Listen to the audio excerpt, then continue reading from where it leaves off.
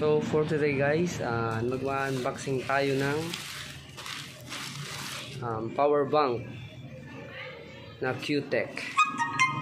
So bali itong power bank nito guys ay nabili ko sa Shopee. So unboxing na natin. Tingnan natin naman sa loob kung ano. So guys, guys. So wala kasi akong cameraman. So guys, dito muna sila lalagay.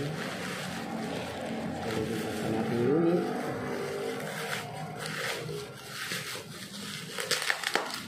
So guys,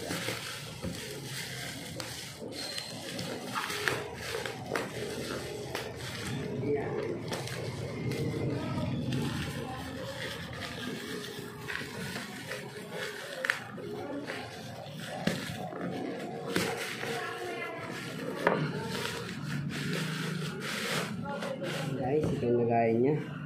Makikita nyo. So may naka-indicate siya ng Q-Tech Power Bank P Series 25,000 mAh 210 watts. So buksan na natin.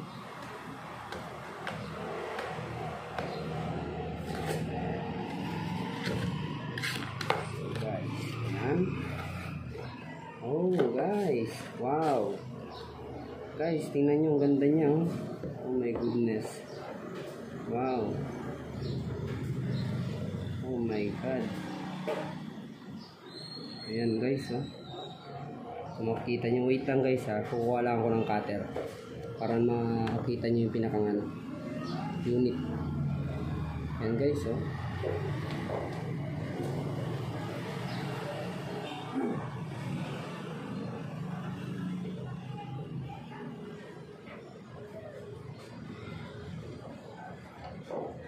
So guys, buksan na natin using the cutter.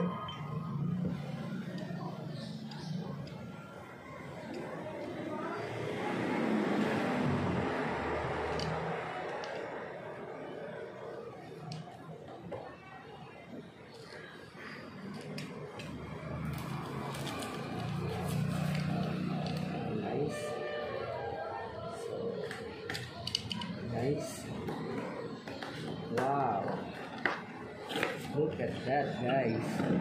Ito yung kasama niya sa box guys, oh. Wow, look at that. Wow, solid. So tingnan natin kung ano nilalaman guys sa loob. So kasama niya guys ay ayan guys, oh. Ayan. So ang kasama sa loob ay may guys, may cable, type C to type C cable. So meron din siyang lagayan yung mismong unit. Then guys, yung kasama yung kanyang user manual. Guys, so tingnan nyo, ang ganda, oh. Wow, look at that. Wow. So lahat ng charging mo, bali tatlo guys yung ano niya.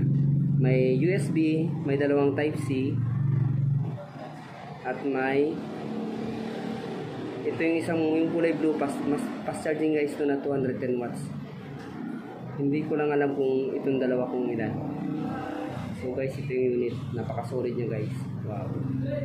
So guys, this is my unboxing for my Q-Tech P series. Thanks for watching guys. I'll see you on my next vlog. Thank you.